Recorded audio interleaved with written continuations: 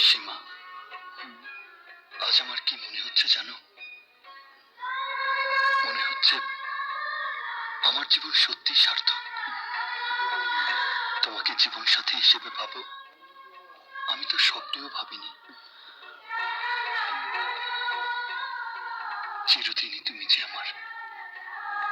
তোমাকে ভালোবেসে আমি মরতেও পারি। এই কথা কখনো তুমি মুখে আনবে না। তুমি মরে গেলে আমি কাকে নিয়ে বাঁচবো? তুমি ছাড়া যে এই পৃথিবীতে আমার আর কেউ নেই। তুমি আমার একমাত্র আপনজন। সীমা,